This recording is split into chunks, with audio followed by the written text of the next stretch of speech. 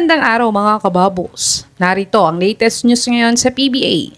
Jonard Clarito aminadong siyang may kasalanan kung bakit sila natalo kontra sa NLEX. Rain or shine, may mga bad news. At Phoenix may bago ng import na former NBA player ngayong Commissioner's Cup.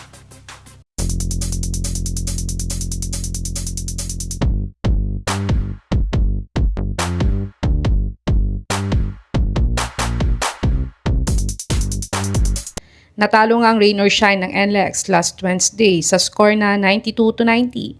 At ang best player ng larong ito ay si Berto Bolic na nagtala ng 30 points, 6 rebounds, 11 assists. At siya ay 9 out of 17 sa field goal made niya sa kanilang panalo. At sa pagkapanalo nga nilang ito ay ang NLEX na ang bagong number 1 seed ngayon sa PBA. Pero ang highlights nga ng larong ito ay ang pagmintis ni Jonard Clarito ng 2 beses sa free throw line. Ayon nga kay Jonard, naging excited daw talaga siya sa pag-free throw kaya ang kinalabasan daw ay mintis parehas. At yun daw ang maling nagawa niya na hindi nagpahinga muna sa ilalim ng rim para nakapag-free throw daw sana siya ng maayos. Pero ayon naman kay Coach Sheng, ay ang consequence daw ay ang naging loose ball daw nila at nakuha nila ang bola pero pina-jump ball pa din daw sila. Kaya't maling-mali daw ang interpretation na ito dahil dapat daw ay sa kanilang bola at kaya't naagrabyado daw talaga sila dito.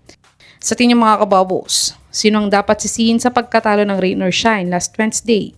Si Clarito ba o ang mga refs na mali-mali ang tawag? I-comment nyo na po yan sa baba. At dagdag na balita nga para sa rain or shine ay may mga bad news nga daw ang rain or shine ngayong conference.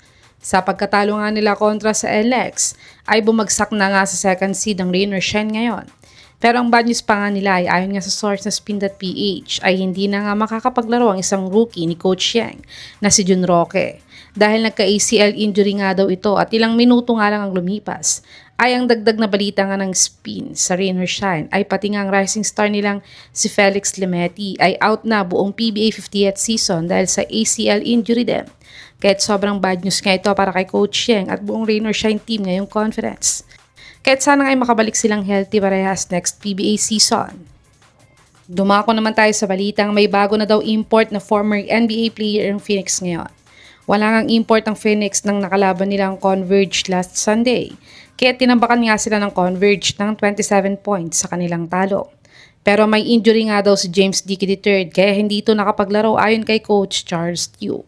At kailangan daw muna nila siyang ipahinga ng ilang araw ayon kay Coach Charles. Pero naghahabol nga ang Phoenix ngayon para makapasok sa PBA playoffs. Dahil isa nga sila sa mga nasa may delikadong spot ngayon na malaglag sa final spot sa quarterfinal slot. Kaya't kahapon nga ay nag-announce na ang Phoenix na naghahanap na sila ng panibagong import nila. At kanina nga lang ay ayon sa legit source sa Tiebreaker Times ay kinuha nga daw nila ulit ang former import nilang si Jonathan Williams. Matatanda ang nagwagi si Williams ng best import of the conference nang nag-import siya sa Phoenix last PBA 48 Commissioner's Cup. At si Williams ay nag-average ng 27 points, 15.6 rebounds, 5.4 assists, 0.9 steals, 1.3 blocks, 42% 3-point shooter, 57% free throw shooter sa kanyang PBA 48 Commissioner's Cup. Sa tingin mga kababos, madadala kaya ni Jonathan Williams ng Phoenix sa PBA playoffs? I-comment nyo na po yan sa baba.